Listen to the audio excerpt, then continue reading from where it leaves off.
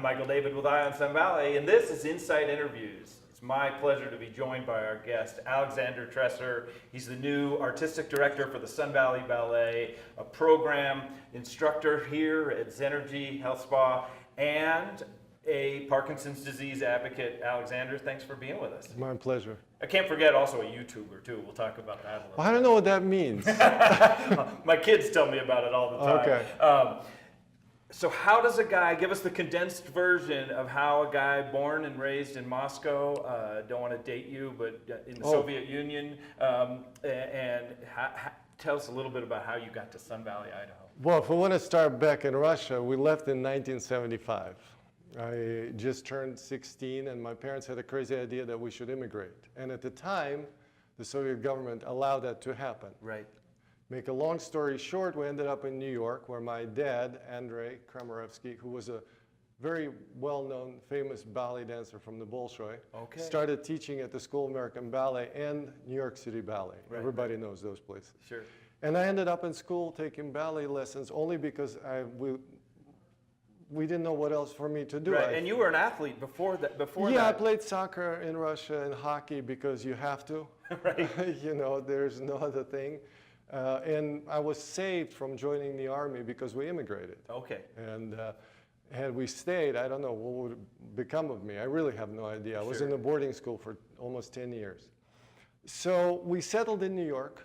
My dad is teaching ballet. I'm taking ballet classes. And little by little, you know, I graduated, ended up on Broadway, had a decent career of different musicals, traveling the United States, then ended up teaching ballet because everybody kept asking me to warm people up. They just say, could you give us a class? I thought, oh, sure. I'm warming up, I'll warm you up. Right, right. And out of that grew that kind of passion, if you want to, because my dad was teaching ballet, and I was watching his classes, and he is phenomenal. And I sound like Trump. He was phenomenal. So for the last 25 years, I've been a ballet master, choreographer, and again, traveled all over the world. Spent 20 years at Steps on Broadway, one of the biggest centers in the world, I think. Wow. It's still there on 74th and Broadway. And somehow I ended up in Sun Valley because somebody recommended that I should come over here. They were looking for a director. At the time, I couldn't do it schedule-wise. But this time I can. And now you're here. And now I'm here, and every time I go outside, I think I'm in some kind of a dream that will just snap any second, and I'll be back in Moscow. I'll be 16 years old, ready to join the army. I hope it doesn't happen. I hope not too, because it's good to have you here in our community, and you told me a great story about it wasn't the first time you'd heard of Sun Valley. What was the first time you ever heard of Sun Valley? My dad had a jazz record by Glenn Miller, and literally one of the first tracks was Sun Valley Serenade. I grew up with the melody. I always try to envision what does Sun Valley look like. And it looks more spectacular than I ever imagined. But I have heard of this place since literally I was 2 or younger. And now you're here. Yeah, that's wonderful. It's a long journey. So on top of what you're doing with the Sun Valley Ballet, you're also teaching courses here at Zenergy that are for people with Parkinson's. Tell us a little bit about your diagnosis and what you're doing with the diagnosis. Yeah, well, 12 years ago, out of nowhere, I started noticing some imbalance. And being an athlete and a dancer, you know your body better than any doctor. Right, right. And when I kept telling my doctors that something is askew, something isn't right, they say, look at you. You know, you're in great shape. You're in great shape. Yeah. Get out of here. Literally, their prescription was not some kind of a medication or something. They get out of here. Right. I think it actually said so on the prescription. I would go to the pharmacy and say, wait a minute, get out of here. Get out of here. So this went on for a couple of years. My symptoms are getting a little bit worse. And I thought, what is this? I couldn't pinpoint what was going on. It was like slowness in the arm movement, slowness in the body. But you knew, again, as an athlete, that something was not right. And then, you know, I was teaching, so I have to demonstrate. And all of a sudden, my leg, one of my legs, the right leg, I think, wasn't moving properly. And I thought, no, I have to figure this out. And sure enough, first, I had a shoulder surgery, which unfortunately was needless because I didn't injure myself. It just wasn't moving. My arm wasn't moving. So they call it frozen shoulder operation, horrible recovery, because when you're healthy and you get operated on, your body just reacts violently to it. Right, fascinating. So, you know, and after about 6 months after the operation, I get the big news, the bad news. And literally, I knew nothing about Parkinson's except that Michael J. Fox has it and Muhammad Ali, you know. I thought, well, at least I'm in good company. And when I walked from the east side, where I got the diagnosis in Manhattan, to the west side, I just had this thought that I should leave it on the east side. I never go there anyway, so let the Parkinson's stay there. I'm going to do whatever I can to live without it on the west side. And literally from that moment on, I just tried to figure out a way that's not publicized. You know, I bought Parkinson's for Dummies, and literally 10 pages into it, I put it down, never looked at it again, because it literally, it scares the... It gives hopelessness. It just, right? no cure, no cure. Right. Well, you know, you can say it a couple of times to a person, but to stress it on every page, we get it. Right, right. What do we do? Yeah, so what did you do? Well, you know, I was a ballet master, teaching at some of the biggest companies and schools. I was developing a little bit of a belly. I know it's hard to believe, because my waist went from normal, like 30, to almost 33, and that's disgusting. Right. You know, so I thought, okay, I have to do more. So I just started exercising even more. I used to go to the gym all the time, but not like this. Right. And the more I exercised, the more I noticed that the symptoms are kind of backing off. Okay. And this is before any medication. And so I thought, I work on it as much as I can, see what happens, and then I started to improve my diet. Even though in Russia we had no fast food. You know, I grew up eating very healthy Fresh foods. food, right. So I have no history of eating anything bad. So I really shouldn't have Parkinson's, because like most Russians, they eat a lot, they drink a lot, they party a lot, and they invade neighboring countries. I didn't do any of these things. None of that. You were living a clean life. Right, I was living a clean life. So I got this diagnosis. I said, why me? Which is, I'm sure, what everybody else says. Yeah, I'm sure, right. So, so I started developing this routine that allowed me to control the symptoms. And that really is all we have. We have no medications. Right, right. They- And you could have stopped at, hey, I just want to help Alexander deal with the rest of my life, right? But you decided to, the teacher in you maybe wanted to give this Right. to help to I others. noticed that while I was teaching ballet, I thought there's so much more I can tell these people. Even the people who take ballet, they're not necessarily in shape. In New York, you know, anybody can, you and I could walk into any ballet class in New York on any given day, and people would say, great, you know, Sure. Take a class, it'd be good for you. But I thought that once I started feeling better, and I realized that I'm onto something, I thought, I gotta get this out. So I wrote a couple of articles, put them on the internet, got a meeting at Michael J. Fox with some of the directors, and they wrote a nice article, and that was very sweet of them. But I thought I have to go further, because, you know, unless you're your own advocate and do as much as you can, nobody's going to do it for you. Right, right. So the website was born when I really thought, now I think I have it. And it's pdonthemove.com. .com. Yeah, it's very simple. Yep. My wife and I put it together because she's the brains of the operation. I'm just the muscle for Good to hire. have the brains. You know, because she knows the computer, how to do websites. She's in Harvard Medical. Yep. So, you know, she put together this incredible website with hundreds of exercises. She does some of them. She's a former ballerina. I do probably most of them, Sure. because I'm the one that people look to see, you Yeah. know, is he shaking? Is he on balance? Is he off balance? Right, and, right. and, you know, I have all the symptoms that everybody else has. Yes. I just know how to control them. You just kind of triggered a thought for me is your kind of your humor, and you take a little self-deprecating humor. You've made a short film called Shaken Not Stirred that I definitely recommend anyone to watch. It's wonderful, but you use a lot of humor. Why? Well, at first I thought it's to cover up whatever fear I have, you know, because it is a frightening diagnosis. Yes, you have it. No, there is no cure. I mean, after you hear something like that, you can just drop, lie down, turn on the TV, and don't get up until you're done. Because it's so easy to succumb to this horrific news.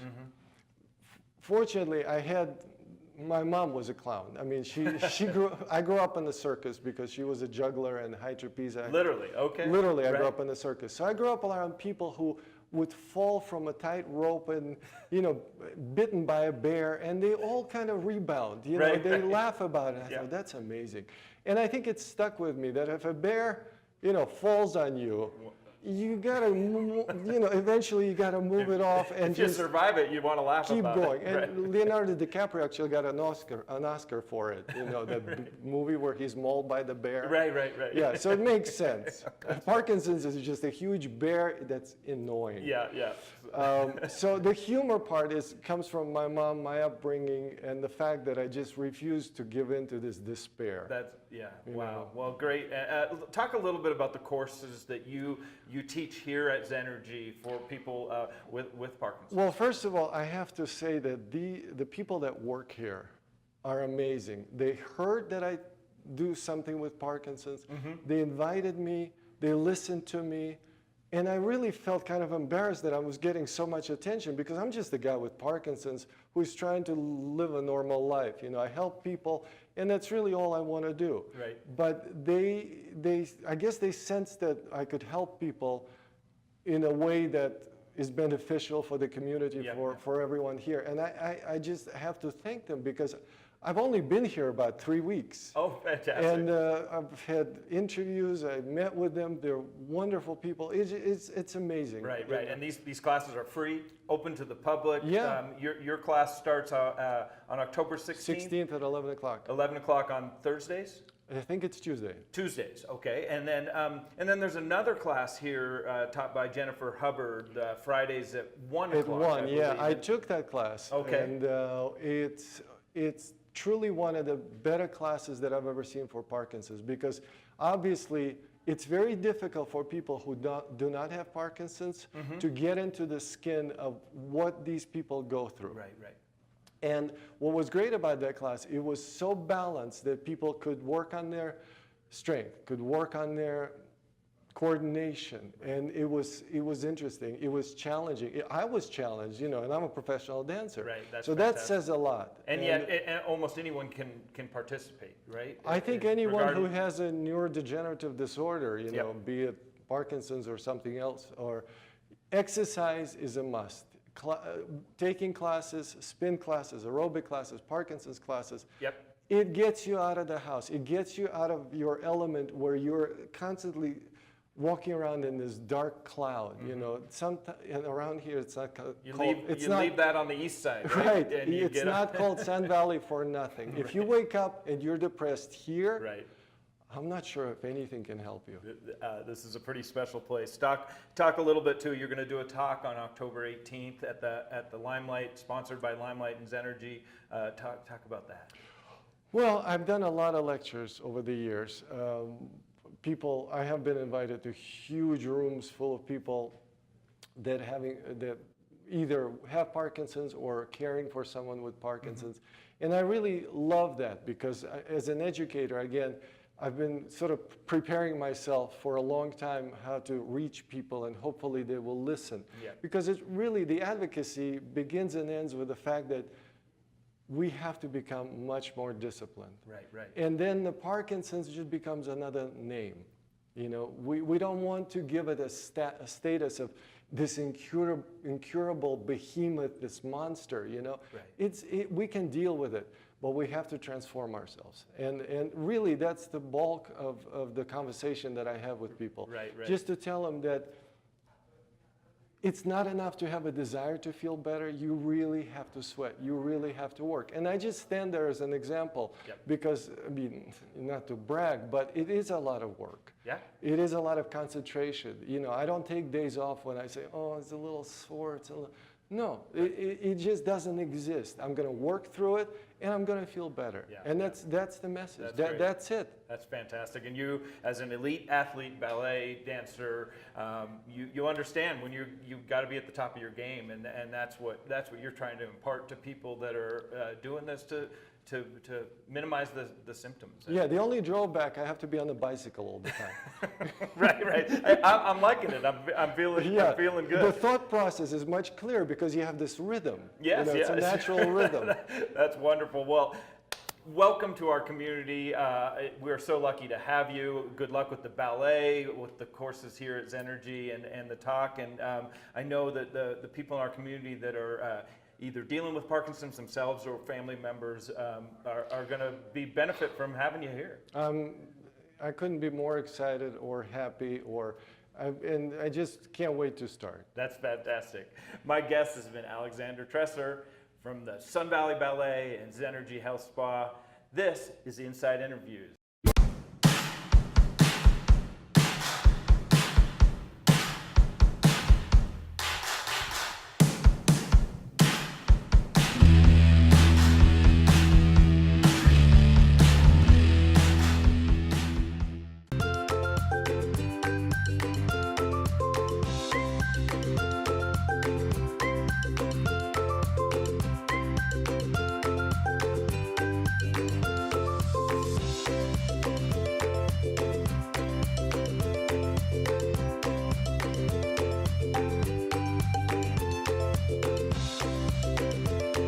Better food, better price, better service.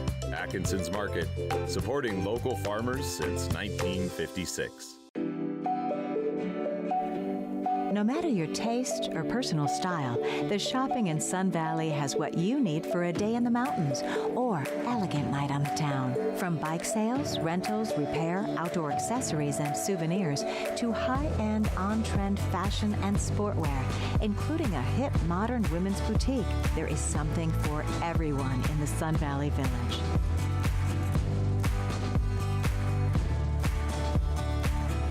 Don't forget about the kids, as stepping foot in the toy store is a dream come true for the little ones. The Sun Valley Village shopping options blend a touch of European style with Main Street USA hospitality, all in a charming mountain town setting.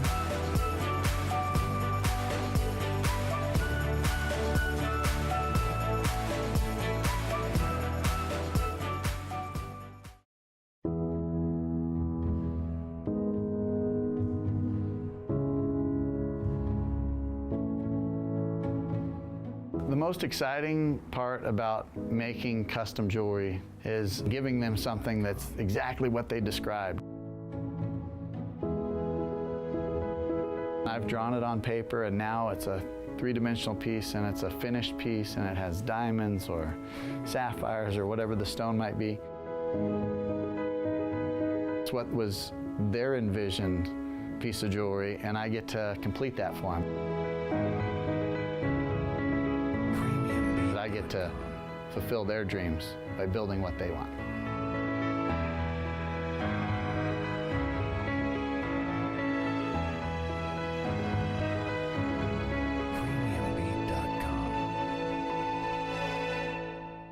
We opened in June of 1997. The premise that we wanted to serve the local community.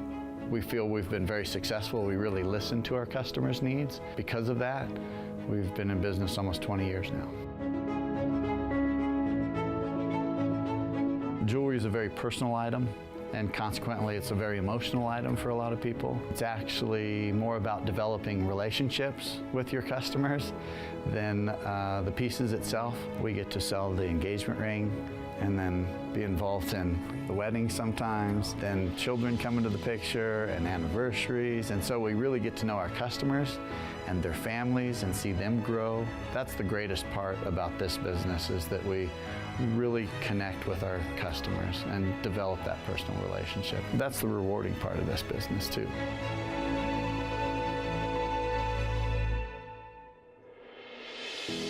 Haley is a small town, and so sometimes it's tough to run a small business in a small town, but it's also very rewarding because you get the support of your neighbors, and without our local support we wouldn't have been able to do that. So we truly are thankful for the business that we have locally and appreciate our customers and want to thank our customers for doing business with us over the last 20 years.